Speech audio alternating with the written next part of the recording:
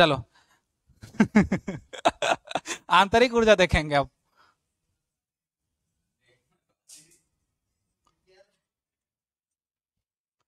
किसी निकाय की आंतरिक ऊर्जा है ना, हम लोग इसके बारे में देखेंगे।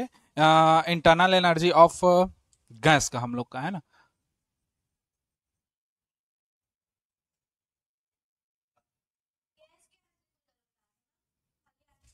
हाँ वही तो है, गैस की ही तो आंतरिक ऊर्जा। हम लोग क्या पढ़ रहे हैं, उष्माज गति की तो पढ़ रहे हैं, बस धुआं धुआं के बारे में हम लोग अध्ययन करेंगे। किसका धुआं, किधर का धुआं, कैसा धुआं है, सब उसी धुआं को बाद में याद करेंगे। ठीक। तो आंतरिक ऊर्जा के बारे में बात करते हैं। तो आंतरिक ऊर्जा हम लोग का क्या है, हम लोग कह सकते हैं कि समस्त अणुओं, मतलब क्या लिखा हुआ था परिभाषा, हाँ, किसी गैस की आंतरिक गतिज ऊर्जा और आंतरिक स्थितिज ऊर्जा के योग को ही हम लोग क्या कहते हैं, गैस की आंतरिक ऊर्जा कहते हैं। ठीक, यही होता है। जैसे मान लो कोई गैस है ना, इसमें बहुत सारा अणु है, छोटा छोटा अणु।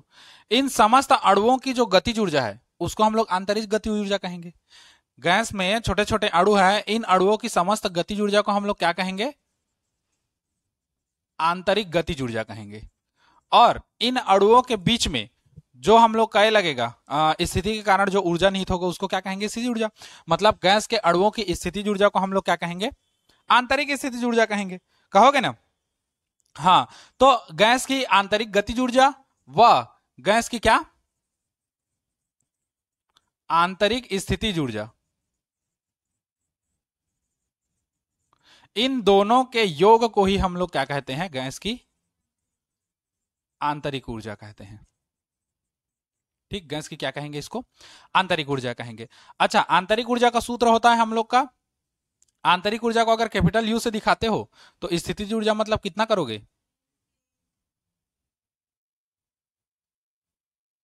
कितना करोगे, यू के क्यों करोगे, काइनेटिक एनर्जी तो यहां होगा ना। हाँ, उत्तर प्रदेश प्लस उत्तराखंड, है ना, उत्तर प्रदेश प्लस उत्तराखंड बराबर उड़ीसा।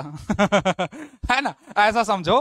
तो हम लोग का आंतरिक ऊर्जा जो है, आंतरिक स्थिति ऊर्जा और आंतरिक गतिज ऊर्जा, है ना, किसी गैस की आंतरिक स्थिति ऊर्जा और आंतरिक गतिज ऊर्जा के योग को उस गैस की या क्या कहते हैं, आंतरिक ऊर्जा कहते हैं। इसका सूत्र होता है यू बराबर यू पी प्लस क्या होता है, यू के, है ना, मतलब काइनेटिक एनर्जी और पोटेंशियल एनर्जी, है ना, पोटेंशियल एनर्जी और काइनेटिक एनर्जी सब इनर्शियल में रहेगा, है ना, इंटरनल।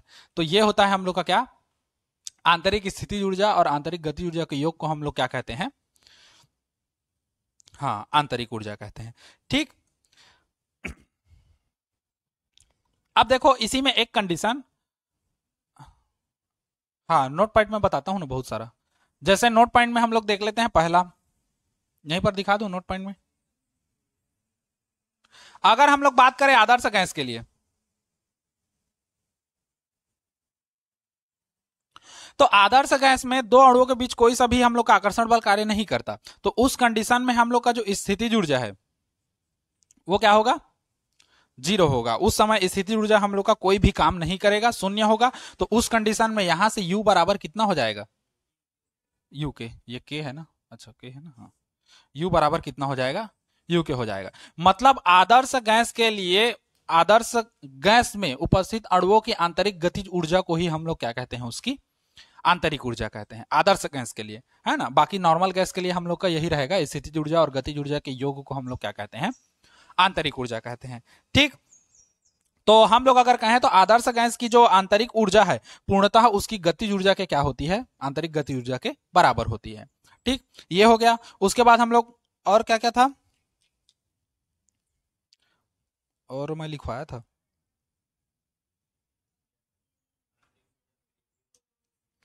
हाँ, आ,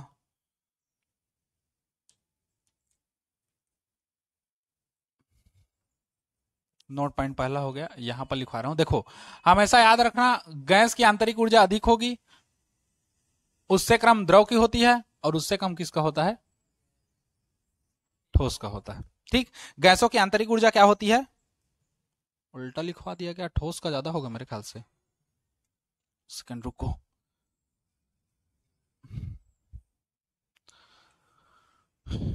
यू ठोस रहेगा फिर U द्रव रहेगा, फिर U क्या रहेगा, गैस रहेगा। अब ठीक है ना। ठोसों की आंतरिक ऊर्जा सबसे अधिक होती है ना, क्योंकि ठोस में अंतराणविक बल लगता है ना, अच्छे से उनके अणु इधर उधर खिसकते नहीं है। और द्रव का उसके बाद है, और उसके बाद सबसे लास्ट किसका है, गैस का है। तो अगर हम लोग देखें तो ठोसों की आंतरिक ऊर्जा सबसे अधिक होती है और गैसों की आंतरिक ऊर्जा उससे क्या होती है, कम होती है। ठोस में सबसे अधिक होता है, ठोस में अधिक होता है, और गैस में क्या होता है, सबसे कम होता है। ठीक, इतना टाइप से होता है हम लोग का। अब देखो, यदि किसी निकाय के या किसी गैस की आंतरिक ऊर्जा में वृद्धि करते हैं, कमी करते हैं, तो क्या क्या होता है। ये 2 पॉइंट हो गया नोट पॉइंट में, उसके बाद इसमें और लिखवा रहा हूं मैं नोट पॉइंट में, देखते जाना है ना।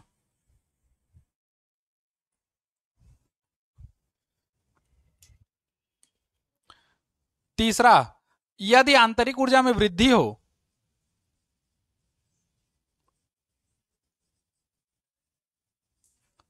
तो उसको पॉजिटिव में लेते हैं, धनात्मक। और यदि कमी हो, यदि आंतरिक ऊर्जा में क्या हो, कमी हो, तो उसको क्या कर देते हैं, निगेटिव में ले लेते हैं। ठीक, उसके बाद है निकाय की आंतरिक ऊर्जा में परिवर्तन जो है वो उसकी प्रारंभिक और अंतिम अवस्था पर निर्भर करता है ना। पांचवा हम लोग का है, अगर किसी निकाय की आंतरिक ऊर्जा जो है, निकाय की अगर हम लोग आंतरिक ऊर्जा के बारे में बात करें, तो निकाय की आंतरिक ऊर्जा उसकी प्रारंभिक व अंतिम अवस्था पर निर्भर करता है। ऐसी कौन निर्भर करता है, एक और फिजिक्स में, अंतिम और प्रारंभिक अवस्था पर। विस्थापन प्रारंभिक और अंतिम पर निर्भर करता है ना, दूरी तो जिधर भी चलो धनात्मक है, अब विस्थापन प्रारंभिक और अंतिम पर निर्भर करता है ना, प्रारंभिक स्थिति या प्रारंभिक बिंदु और अंतिम बिंदु पर। ठीक, तो ये हो गया हम लोग का। अच्छा, चक्रीय प्रक्रम में, मतलब अगर एक चक्रीय प्रक्रम होता है तो निकाय की आंतरिक ऊर्जा में कोई भी परिवर्तन नहीं होती। चक्रीय प्रक्रम में निकाय की आंतरिक ऊर्जा में, निकाय की आंतरिक ऊर्जा में कोई परिवर्तन नहीं होता। अब ऐसा क्यों है कि चक्रीय प्रक्रम में निकाय की आंतरिक ऊर्जा में कोई भी परिवर्तन नहीं होता, तो इसका रीजन ये है कि क्योंकि चक्रीय प्रक्रम में निकाय अपनी प्रारंभिक अवस्था में वापस आ जाता है। चक्रीय प्रक्रम मतलब एक पूर्ण चक्र करने के बाद वस्तु या कोई भी निकाय अपनी प्रारंभिक अवस्था में वापस आना। तो जब चक्रीय प्रक्रम में मान लो ये प्रारंभिक अवस्था P1, V1 और T1 है, दाब ताप आयतन, है ना, ये प्रारंभिक अवस्था है फर्स्ट है। और अगला हम लोग का सेकंड में देखें दूसरी अवस्था में, तो P2, V2 और क्या है, T2 है। मान लो कोई निकाय चक्रीय प्रक्रम करता है, यहां प्रारंभिक अवस्था से द्वितीय अवस्था में एक चक्र और द्वितीय अवस्था से फिर प्रारंभिक अवस्था में दूसरे चक्र, मतलब एक चक्र पूरा कंप्लीट कर लिया। तो निकाय के लिए तो आंतरिक ऊर्जा वही रहेगा ना, क्योंकि उसके लिए तो ऐसा ही लग रहा है कि अभी भी है, कहां है, प्रथम चक्र में ही है, मतलब प्रथम अवस्था में ही है। तो इसलिए चक्रीय प्रक्रम में निकाय की आंतरिक ऊर्जा में कोई भी परिवर्तन नहीं होता, क्योंकि एक चक्र पूरा करने के बाद, चक्रीय प्रक्रम मतलब एक चक्र पूरा करने के बाद अपनी प्रारंभिक अवस्था में वापिस आना है उसको, है ना, तो वो अपना प्रारंभिक अवस्था में क्या हो गया, वापिस आ गया। ठीक, तो इसलिए चक्रीय प्रक्रम में निकाय की आंतरिक ऊर्जा में कोई परिवर्तन नहीं होता। ठीक, उसके बाद हम लोग देख लेते हैं समतापी प्रक्रम में गैस की आंतरिक ऊर्जा क्या होती है, नियत होती है।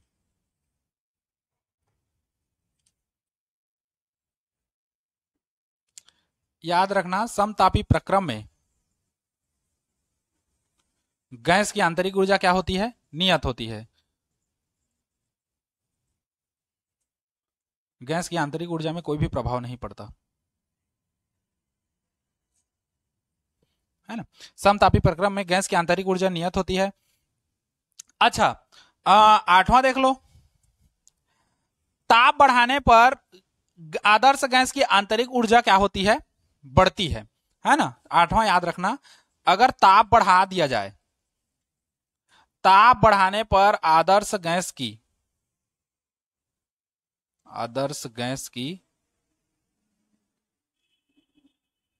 आंतरिक ऊर्जा क्या होती है, बढ़ती है। अब क्यों बढ़ती है तुम लोग बताओ मेरे को, कम क्यों नहीं होती, बढ़ती क्यों है। क्योंकि हम लोग अभी पढ़े हैं आदर्श गैस के लिए हम लोग क्या देखे, U बराबर क्या देखे, U के काइनेटिक एनर्जी, पोटेंशियल एनर्जी, तो हम लोग का जीरो हो गया, स्थितिज ऊर्जा। गतिज ऊर्जा हम लोग का है, अब मान लो एक गैस भराया है, मान लो किसी पात्र में एक गैस है ना, गैस के छोटे छोटे अणु हैं, इस गैस को मैं ताप दूं तो क्या होगा, गैस के छोटे छोटे अणु एनर्जी पाएंगे और एनर्जी पाकर आवारा जैसे इधर उधर घूमेंगे, बार बार टकराएंगे, मतलब उनकी गतिज ऊर्जा बढ़ जाएगी, और जब उनका मोशन बढ़ेगा, गतिज ऊर्जा बढ़ेगी, तो उसकी आंतरिक ऊर्जा में भी क्या होगी, वृद्धि होगी। इसलिए अगर ताप बढ़ाते हो तो आदर्श गैस की आंतरिक ऊर्जा क्या होती है, बढ़ती है, केवल और केवल आदर्श गैस की, है ना। अदर गैस के करोगे तो potential, kinetic energy, potential energy सब बढ़ जाएगा, सब में दिक्कत आ जाएगा हम लोग को, है ना। तो अगर ताप बढ़ाया जाए तो आदर्श गैस की आंतरिक ऊर्जा क्या हो जाती है, बढ़ जाती है। ठीक, ये था तुम लोग का उष्मा गति की सॉरी आंतरिक ऊर्जा के लिए पूरा डिटेल, इसको नोट कर लो, फिर आगे बढ़ते हैं।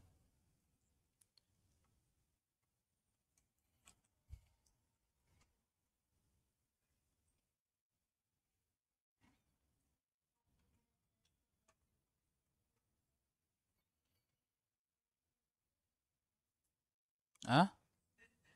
क्या हो गया, वही तो है, आदर्श गैस की आंतरिक ऊर्जा ताप बढ़ाने पर बढ़ती है, वही तो लिखा है। अरे गोजो, अब उष्मागतिकी के नियम देखते हैं, प्रथम नियम, द्वितीय नियम, शून्यवा नियम तो पहले से देख डाले, है ना, सिलेबस में उसको आगे रखा है।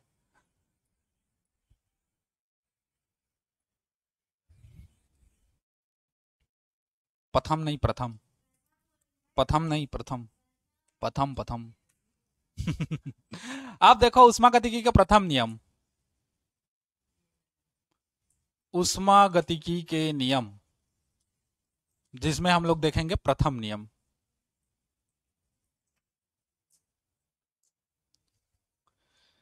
अच्छा, तुम लोग इसको अपने लाइफ से कनेक्ट करके देखो, है ना, उष्मागतिकी के प्रथम नियम को, ये तुम हो, मान लो ये तुम हो, वैसे तो होना नहीं चाहिए, लेकिन तुम हो अब, है ना। अब तुमको कुछ काम करने के लिए बोले तो तुम लोग कहोगे अभी भूख लगा थे, मैं नहीं कर सका है काम को। अब मान लो तुम्हारे सामने खाना रख दिया जाए, भोजन, भोजन भी ऐसे क्यों बना रहा हूं मैं, भोजन मान लो कुछ भी रखाया है ना, ये भोजन है हम लोग का। अब भोजन दिया जाए तुमको खाने के लिए, तो तुम कैसे खाओगे, मतलब कैसे खाओगे, नहीं खाओगे, प्रोसेस कैसा रहेगा, पहले तुम खाओगे, खा के एक बार ढकारी मारोगे, फिर तुम जाके काम करोगे। यही उष्मागतिकी का प्रथम नियम है। मतलब यदि किसी वस्तु को या किसी निकाय को उष्मा दी जाए तो पहले वो अपना पेट भरता है, उसके बाद क्या करता है, कार्य करता है। मतलब यदि किसी निकाय को उष्मा दी जाए तो पहले वह अपनी आंतरिक ऊर्जा में क्या करेगा, वृद्धि करेगा, फिर उसके बाद कहीं जाकर वो क्या करेगा, कार्य करेगा। यही उष्मागतिकी का प्रथम नियम है ना। मतलब यदि किसी निकाय को उष्मा दी जाए तो वह उसका कुछ भाग आंतरिक ऊर्जा में वृद्धि तथा कुछ भाग कार्य करने में व्यय होता है ना। इसी को उष्मागतिकी का क्या कहते हैं हम लोग, प्रथम नियम कहते हैं। ठीक, तो उष्मागतिकी के प्रथम नियम में क्या आ जाएगा, यदि किसी निकाय को उष्मा दी जाए, इसको कई प्रकार से बोल सकते हो। एक ऐसा बोल सकते हो, यदि किसी निकाय को उष्मा दी जाए तो वह पहले अपनी उष्मा का कुछ भाग आंतरिक ऊर्जा में वृद्धि करता है तथा कुछ भाग कार्य करने में व्यय होता है। एक परिभाषा ऐसे दे सकते हो, या दे सकते हो यदि किसी निकाय को उष्मा दी जाए, एक मैं लिखवाया हूं, यदि किसी निकाय को दी गई उष्मा, है ना, निकाय द्वारा किए गए कार्य और उसकी आंतरिक ऊर्जा में वृद्धि के योग के क्या होता है, बराबर होता है। या एक ऐसा कह सकते हो, यदि किसी निकाय को उष्मा दी जाए तो वह उष्मा दो भागों में विभाजित होती है, एक निकाय की आंतरिक ऊर्जा में वृद्धि करती है और दूसरी निकाय द्वारा क्या करती है, कार्य करती है। ठीक, तो तीन टाइप से तुम लोग दे सकते हो, दो टाइप हम लोग का है। एक टाइप है यदि किसी निकाय को उष्मा दी जाए,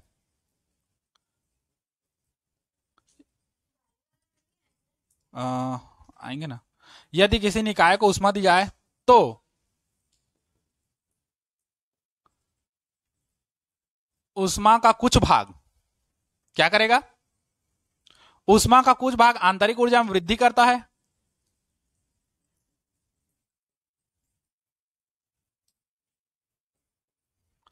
तथा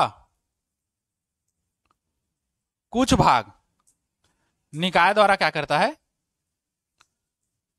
कार्य किया जाता है ना। कुछ भाग, है ना, कुछ भाग क्या करता है, आंतरिक ऊर्जा में वृद्धि करता है, कुछ भाग क्या करता है, निकाय द्वारा कार्य किया जाता है, मतलब कुछ कुछ होता है। है ना। ये अथवा एक हम लोग परिभाषा और दे सकते हैं, निकाय को दी गई ऊष्मा, किसी निकाय को दी गई ऊष्मा, है ना, उसकी आंतरिक ऊर्जा में वृद्धि व, यहां पर अल्प विराम दे देना, किसी निकाय को दी गई ऊष्मा उसकी आंतरिक ऊर्जा में वृद्धि व निकाय द्वारा किए गए कार्य के योग के बराबर होती है ना, योग के बराबर होती है। फिर चाहो तो माना फलाना लिख सकते हो। माना किसी निकाय को दी गई ऊष्मा क्या है, डी क्यू है, निकाय द्वारा आंतरिक ऊर्जा में की गई वृद्धि डी यू है, और निकाय द्वारा किया गया कार्य क्या है, डी डब्ल्यू है। ठीक, माना तुम लोग अपने मन से लिखोगे। माना निकाय को दी गई ऊष्मा क्या है हम लोग का, डी क्यू, तो निकाय को डी क्यू ऊष्मा देने पर वह डी डब्ल्यू कार्य करता है, जिससे उसकी आंतरिक ऊर्जा में वृद्धि क्या हो जाती है, डी यू हो जाती है। तब ऊष्मा गतिकी के प्रथम नियम से, हाँ, ऊष्मा गतिकी के प्रथम नियम से हम लोग का आ जाएगा डी क्यू बराबर हो जाएगा हम लोग का क्या, D you plus D W, या डी डब्ल्यू को पहले रखो, डी यू को आखिरी में रखो, सब एक बराबर है। वैसे लिखूं, डब्ल्यू पहले था, चलो D W plus D you, है ना, ये ठीक। इसे ही ऊष्मा गतिकी का हम लोग क्या कहते हैं, प्रथम नियम कहते हैं। यहां पर लिख लेना, इसे ही ऊष्मा गतिकी क्या कहते हैं, प्रथम नियम। चलो इसको नोट करो, फिर आगे बढ़ते हैं।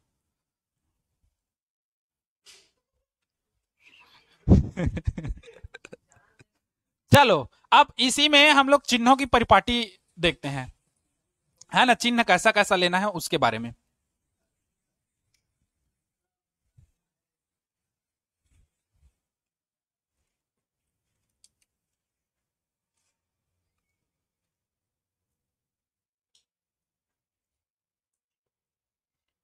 ठीक, चिन्हों की परिपाटी में हम लोग देखते हैं, यदि निकाय को ऊष्मा दी जाए, पहला कंडीशन हम लोग देखते हैं, पहला इसी में, है ना,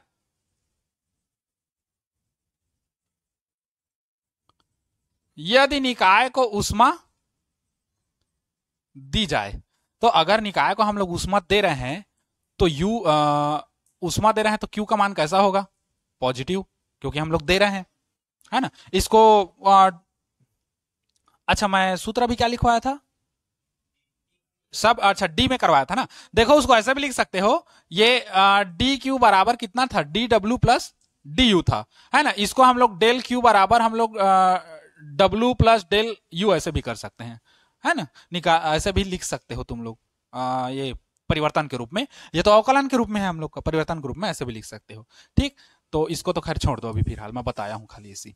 ठीक, तो यदि किसी निकाय को ऊष्मा दी जाए तो क्यू का मान कैसा हो जाएगा हम लोग का, धनात्मक, पॉजिटिव हो जाएगा हम लोग का। अच्छा, इसी को बुक में कैसा दिया है, हम लोग निकाय को ऊष्मा दे रहे हैं तो निकाय ऊष्मा क्या कर रहा है, ले रहा है, तो बुक में उसको कैसे दिया है, यदि निकाय द्वारा ऊष्मा ली जाए, शब्द वही है जैसे हम लोग का वो नरेशन बनता है ना, है, जैसे मैं बोला तू आज घर जा, फिर वो जाके बोलेगा उसने बोला कि आज मेरे घर, वर्ड तो एक ही है ना, बोलने का तरीका अलग अलग है, बस वैसी है। हम लोग निकाय को ऊष्मा दे रहे हैं तो जाहिर सी बात है ऊष्मा लेगा निकाय, तो वही है। इसी को बुक में कैसे दिया है, निकाय को ऊष्मा दी जाए, तो यहां पर कैसे दिया है, यदि निकाय द्वारा ऊष्मा ली जाए,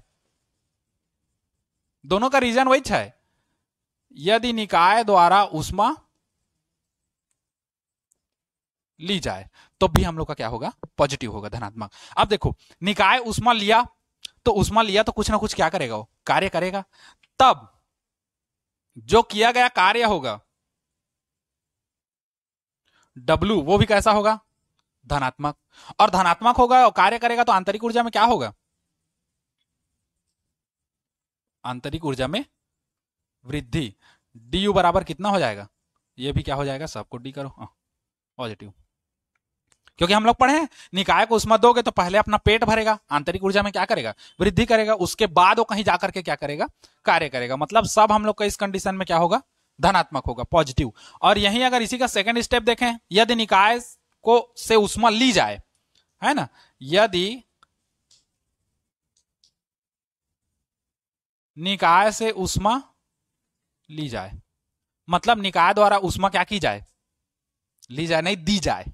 अब निकाय देगा ना तब तो हम ले रहे हैं, हम ले रहे हैं तब तो वो दे रहा है, या वो दे रहा है तब हम ले रहे हैं। यहां पर हम लोग क्या किए, हम दिए तब वो लिया, रीजन वही है, ले रहा है, हम दे रहे हैं तब तो ले रहा है। अब यहां पर क्या हो रहा है, वो दे रहा है तो हम ले रहे हैं, ऐसा हो गया। तो यदि निकाय से ऊष्मा ली जाए, मतलब क्या हो गया, यदि निकाय द्वारा ऊष्मा दी जाए, यहां दी फिर ली, यहां ली फिर दी, है ना, दिली ली ली।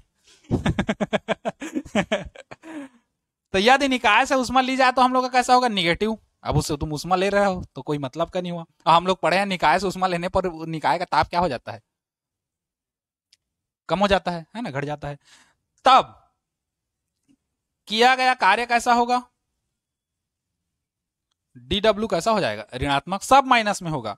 आंतरिक ऊर्जा कैसा हो जाएगा, आंतरिक ऊर्जा में क्या हो जाएगी, कमी हो गई, मतलब du का मान कैसा हो जाएगा, माइनस में। मेरा u तो v जैसे बन जाता है ये। ठीक, समझ गए। चलो इसको नोट करो, है? इसको नोट करो, फिर उसके बाद प्रथम नियम के अनुप्रयोग देखेंगे, कहां कहां कैसा कैसा नियम यूज हो रहा है उसको। चलो तो कहां पर रखूं, ये हो गया ना। अब हेडिंग डालो उष्मागतिकी के प्रथम नियम के अनुप्रयोग। हाँ हाँ है ना वो। आओ।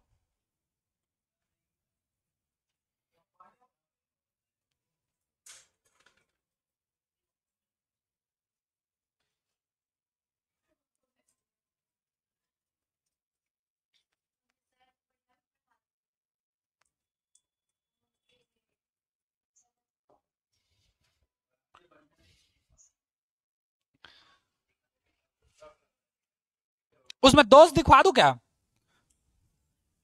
लो दोष को बाद में दिखा दूंगा। इसमें उष्मागतिक प्रथम नियम में दोष था ना, जो हम लोग का बुक में नहीं दिया है।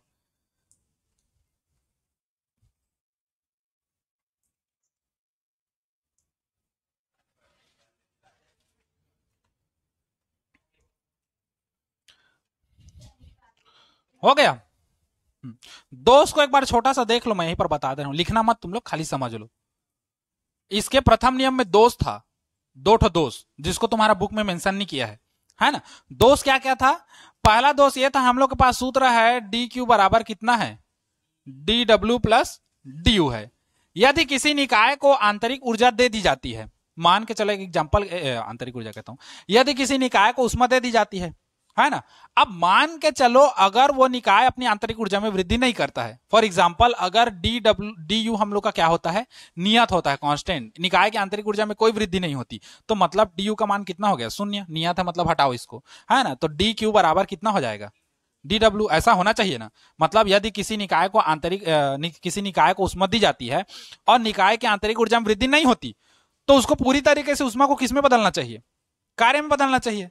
क्योंकि देखो हम लोग जो उष्मा दे रहे हैं क्यू जो है वो दो पार्ट में हम लोग का आ रहा है, एक निकाय के आंतरिक ऊर्जा में वृद्धि कर रहा है और एक निकाय द्वारा क्या कर रहा है, कार्य कर रहा है ना। इन दो भागों में डिवाइड हो गया। लेकिन अगर मान के चलो निकाय को आंतरिक ऊर्जा में वृद्धि कर ही नहीं रहा है वो, तो फिर उष्मा का सीधा सीधा क्या होना चाहिए, कार्य में रूपांतरण होना चाहिए। लेकिन ये संभव नहीं है, क्योंकि मैं बता चुका हूं, उष्मा को हम लोग कार्य को हम लोग 100% उष्मा बदल सकते हैं, लेकिन उष्मा को हम लोग 100% कार्य में नहीं बदल सकते, बताया था मैं शुरू में, है ना। एक दोष तो ये हो गया। अच्छा, दूसरा दोष क्या है इसमें, दूसरा दोष ये है हम लोग का कि डी क्यू बराबर हम लोग का होता है D W plus D you. यदि किसी निकाय को उष्मा दी जाती है तो निकाय का कुछ भाग आंतरिक ऊर्जा में वृद्धि करने के लिए और कुछ भाग निकाय द्वारा किए गए कार्य में क्या होता है, खर्च होता है। मतलब कुछ भाग, देखो फिर वही आ गया, कुछ भाग निकाय की आंतरिक ऊर्जा में क्या करता है, वृद्धि करता है, और कुछ भाग निकाय द्वारा क्या करता है, कार्य करता है। मतलब कुछ कुछ होता है, लेकिन कितना कुछ होता है हमको नहीं पता। भाई वृद्धि कर रहा है, कितने की वृद्धि कर रहा है हमको पता है, नहीं पता है। कार्य कितने का कर रहा है पता है, नहीं पता। हम लोग को कितना हो रहा है वही नहीं पता। तो एक दूसरा दोष ये है कि हम लोग को इसका ये नहीं पता चलता कि कितना वृद्धि हो रहा है, कितना कार्य करेगा अलग अलग निकाय में, है ना। तो ये दोनों दोष है हम लोग का किसका, प्रथम नियम का। ठीक, अब उष्मागतिकी के प्रथम नियम के अनुप्रयोग दिख लेते हैं, जिसमें हम लोग धीरे धीरे चलते जाते हैं आगे।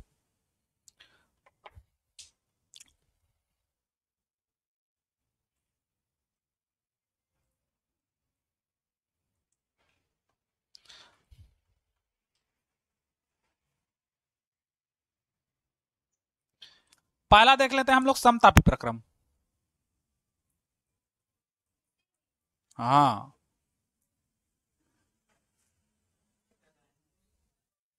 पहला हम लोग क्या देखेंगे, समतापी प्रक्रम। तो समतापी प्रक्रम में हम लोग देखते हैं कि समतापी प्रक्रम में हम लोग क्या जानते हैं, ऐसा प्रक्रम जिसमें निकाय का ताप क्या रहता है, समान, मतलब नियत रहता है, बदलता नहीं है। और यदि निकाय का ताप अगर समान है तो हम लोग देखे हैं कि आंतरिक ऊर्जा में परिवर्तन ताप पर निर्भर करता है। ताप बढ़ेगा तो आंतरिक ऊर्जा बढ़ेगी, ताप घटेगा तो आंतरिक ऊर्जा घटेगी। लेकिन समतापी प्रक्रम में यदि ताप हम लोग का क्या है, नियत, जो कि होना ही है, समतापी है तो टेम्परेचर नियत रहेगा। ताप नियत है तो आंतरिक ऊर्जा भी क्या रहेगी, नियत, क्योंकि आंतरिक ऊर्जा किस पर निर्भर करती है, ताप पर निर्भर करती है ना। अर्थात हम लोग कह सकते हैं उस कंडीशन में कि डी यू का मान कितना होगा, 0, क्योंकि नियत हो गया है ना। तब डी क्यू बराबर कितना, D W plus D you से, उष्मागतिकी के प्रथम नियम से डी क्यू बराबर डी डब्ल्यू प्लस क्या हो जाएगा, क्योंकि आंतरिक ऊर्जा 0 हो गई, तो डी क्यू बराबर कितना हो जाएगा, डी डब्ल्यू। अर्थात समतापी प्रक्रम में किसी निकाय को दी गई ऊष्मा उसके द्वारा किए गए कार्य के बराबर होती है ना। या हम लोग कह सकते हैं कि समतापी प्रक्रम में क्योंकि ये पूरा कार्य किसमें करेगा, आदर्श गैस में, नॉर्मल में तो करेगा ही नहीं, हम लोग पहले से देख चुके हैं। तो समतापी प्रक्रम में आदर्श गैस में निकाय को दी गई जो ऊष्मा होती है वो निकाय द्वारा किए गए कार्य की क्या होती है, बराबर होती है ना। ये हम लोग का फर्स्ट रीजन है। तो यहीं पर लिखोगे, समतापी प्रक्रम में आदर्श गैस को दी गई ऊष्मा आदर्श गैस द्वारा किए गए कार्य के क्या होती है, बराबर होती है। यही हम लोग का समतापी प्रक्रम है। उसके बाद सेकंड हम लोग आएंगे किसमें, रुद्धोष्म प्रक्रम में, है ना। ऐसे रुद्धोष्म प्रक्रम चक्रीय प्रक्रम है ऐसे।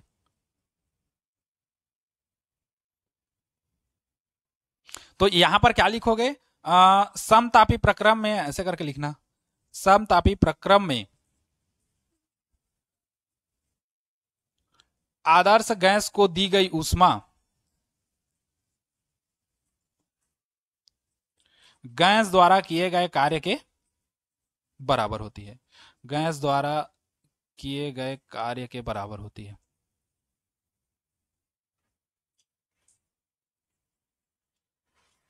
ठीक, उसके बाद आता है हम लोग का रुद्धोष्म प्रक्रम, है ना। तो रुद्धोष्म प्रक्रम में क्या होगा, अब रुद्धोष्म प्रक्रम क्या है, ऐसा प्रक्रम जिसमें ऊर्जा हम लोग का ऊष्मा जो है परिवेश से बाहर नहीं जाता ना, अंदर नहीं आता। जैसे थर्मस है, थर्मस का चाय में भरोगे, थर्मस में चाय भरोगे, है ना, थर्मस में चाय को भरोगे, उसके बाद थर्मस को बंद कर दोगे तो चाय लेट से ठंडा होता है ठंडा, ऐसा नहीं है नहीं होता, लेकिन लेट से होता है। तो क्या है, रुद्धोष्म प्रक्रम है, ना तो बाहर से उष्मा अंदर प्रवेश करती है, ना अंदर की उष्मा बाहर जाती है, मतलब उष्मा का आदान प्रदान नहीं होता। तो अगर रुद्धोष्म प्रक्रम में हम लोग देखा जाए तो रुद्धोष्म प्रक्रम में उष्मा का आदान प्रदान नहीं होता, अर्थात रुद्धोष्म प्रक्रम में डी क्यू का मान कितना होगा, 0, क्योंकि उष्मा का लेन देन हो ही नहीं रहा है। ना तो तुम दे सकते हो ताप, ना तो ले सकते हो, है ना। तो उष्मा तुम दे नहीं सकते ना ले नहीं सकते, तो हम लोग का डी क्यू क्या हो गया, 0 हो गया। तब उष्मा गतिकी के प्रथम नियम से यहां भी लिख लेना वैसी,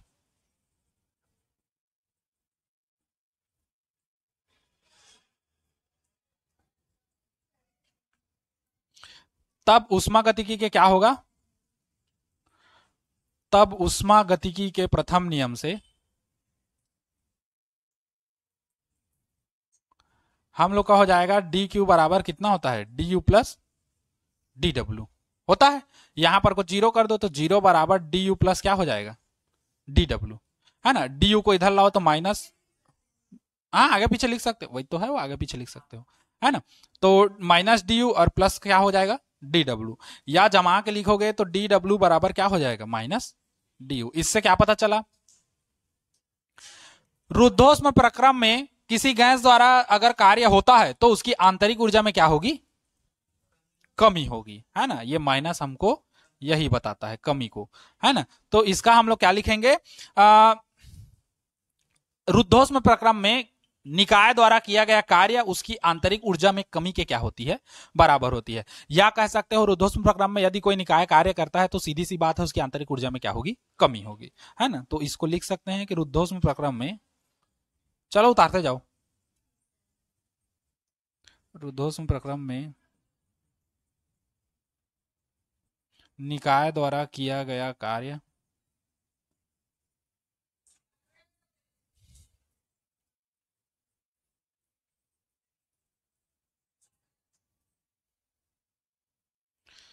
उसकी आंतरिक ऊर्जा में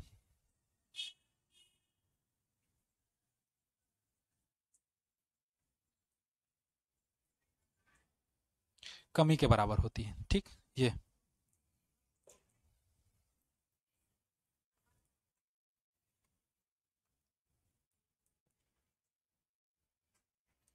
इसको नोट करो। फिर एक और है चक्री प्रक्रम।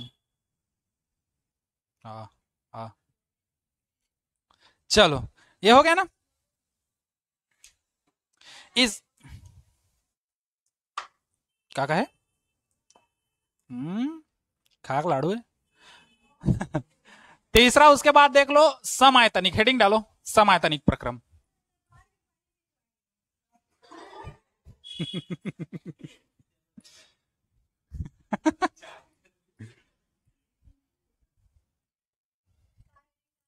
समायतनिक प्रक्रम,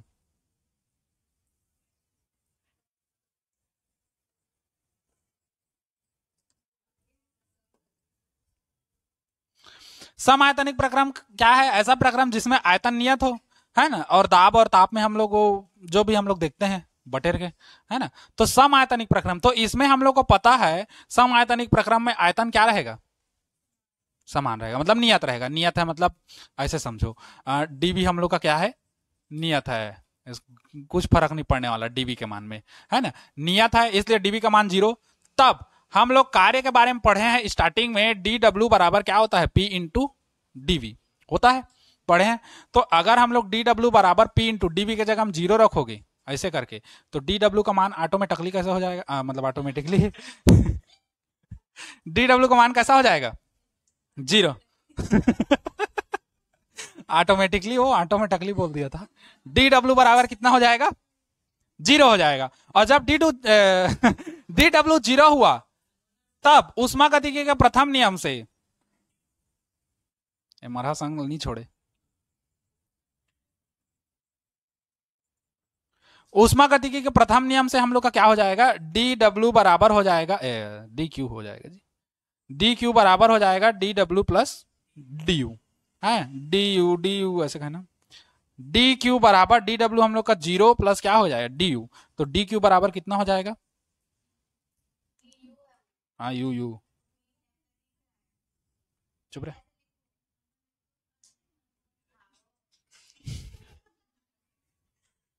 है ना। इससे क्या पता चला कि सम आयतनिक प्रक्रम में यदि किसी निकाय को ऊष्मा दी जाती है तो वो पूरी तरीके से निकाय की आंतरिक ऊर्जा में क्या कर देगा, वृद्धि कर देगा, कुछ कार्य नहीं करेगा वो, है ना। घला है मतलब रहते हैं ना कुछ लोग, चल बुता करबो मोल नाश्ता करवा कहेंगे, नाश्ता करवा दोगे उसके बाद खा के भाग जाते हैं, नहीं करते नाश्ता, नहीं करते काम। तो बस वैसी है, यदि किसी निकाय की आंतरिक ऊर्जा में वृद्धि की जाए, मतलब ऊष्मा दी जाए, यदि किसी निकाय को ऊष्मा दी जाए तो उसकी मतलब वो जो ऊष्मा है सब ऊष्मा को ले लेगा और अपनी आंतरिक ऊर्जा में ही सबको क्या कर देगा, वृद्धि कर देगा, मतलब अपना पेट भरेगा, बाकी कार्य जाए भाड़ में। तो यहां पर लिखेंगे क्या, समआयतनिक प्रक्रम में यदि किसी निकाय को ऊष्मा दी जाती है तो वह पूर्णतः उसकी आंतरिक ऊर्जा में क्या करता है, वृद्धि करता है। ठीक, और चौथा है हम लोग का चक्री प्रक्रम। चक्री हो गया है, नहीं हुआ है ना, ये तो बताना है। चक्री प्रक्रम, चक्री प्रक्रम में हम लोग देखे हैं क्या, देखो आंतरिक ऊर्जा किस पर निर्भर करता है, उसकी प्रारंभिक अवस्था और क्या, अंतिम अवस्था पर। जैसे विस्थापन हम लोग का निर्भर करता था प्रारंभिक और अंतिम स्थिति पर निर्भर करता है ना, वैसे ही चक्री प्रक्रम हम लोग का प्रारंभिक और अंतिम अवस्था पर निर्भर करता है। और वैसे ही ये है कहाँ है, आंतरिक ऊर्जा प्रारंभिक और अंतिम अवस्था पर निर्भर करता है। तो चक्री प्रक्रम में क्या है, कोई भी निकाय एक चक्र पूरा करने के बाद अपनी प्रारंभिक अवस्था में वापिस आ जाता है, उसको हम लोग चक्री प्रक्रम कहते हैं। तो अदर निकाय के लिए कैसा लगेगा? वो जिस अवस्था में पहले था उसी अवस्था में वो अभी भी है ना। तो उसके लिए अवस्था में परिवर्तन हुआ ही नहीं, है ना, तो उसकी आंतरिक ऊर्जा क्या होगी? शून्य होगी। और हम लोग, मैं लिखवाया भी हूं नोट पॉइंट में अभी चक्रीय प्रक्रम में, इसमें आंतरिक ऊर्जा में, कि चक्रीय प्रक्रम में आंतरिक ऊर्जा के मान में कोई भी परिवर्तन नहीं होता। तो चक्रीय प्रक्रम में आंतरिक ऊर्जा के मान में कोई भी परिवर्तन नहीं होता, तो सीधी सी बात है डी यू का मान कितना होगा? 0 होगा। तो यहां पर लिखेंगे चक्रीय प्रक्रम में, आज मेरा अक्षर खतरनाक बन रहा है, चक्रीय प्रक्रम में डी यू का मान कितना हो जाएगा? 0। तब ऊष्मागतिकी के प्रथम नियम से फिर इसको लिखोगे,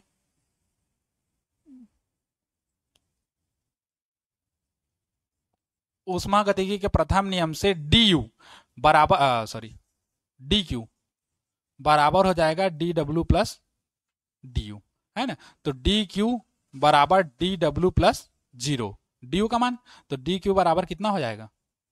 डी डब्ल्यू। अर्थात हम लोग क्या कह सकते हैं कि चक्रीय प्रक्रम में आदर्श गैस को दी गई ऊष्मा पूरे का पूरा कार्य में क्या होती है? रूपांतरित होती है। बाकी अदर गैस के लिए संभव नहीं है, क्योंकि ऊष्मा को हम लोग 100% कार्य में कंप्लीट नहीं कर सकते कन्वर्ट। कार्य को हम लोग ऊष्मा में बदल सकते हैं, लेकिन ऊष्मा को पूरा 100% कार्य में नहीं बदल सकते। ठीक, तो ये हम लोग का लागू नहीं होगा। यहां पर एक लाइन लिख लेना, क्या? समआयतनिक प्रक्रम में किसी निकाय को दी गई ऊष्मा, है ना, को पूर्णतः उसकी आंतरिक ऊर्जा में वृद्धि में क्या कर लेता है? बदल लेता है। ऐसा करके लिख सकते हो, या तो फिर लिखवाने के लिए कहोगे तो लिखवा दूंगा, कि लिख दूं यहां पर? लिख दूं? हाँ चलो, तुम लोग तो उतारो, मैं यहां वहां लिख दे रहा हूं दोनों में। ठीक,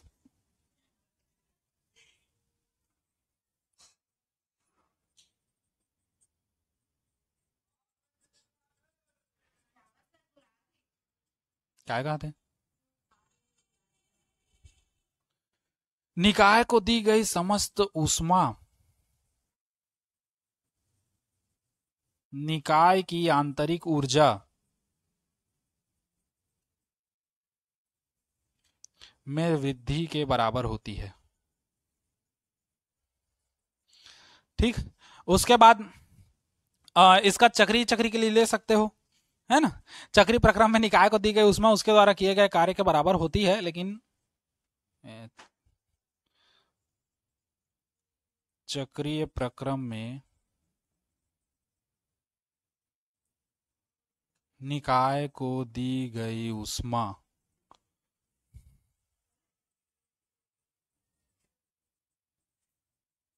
निकाय द्वारा किए गए कार्य के बराबर होती है ना। ही कहना फिर आखिरी में, ही इसी का डायलॉग तो है।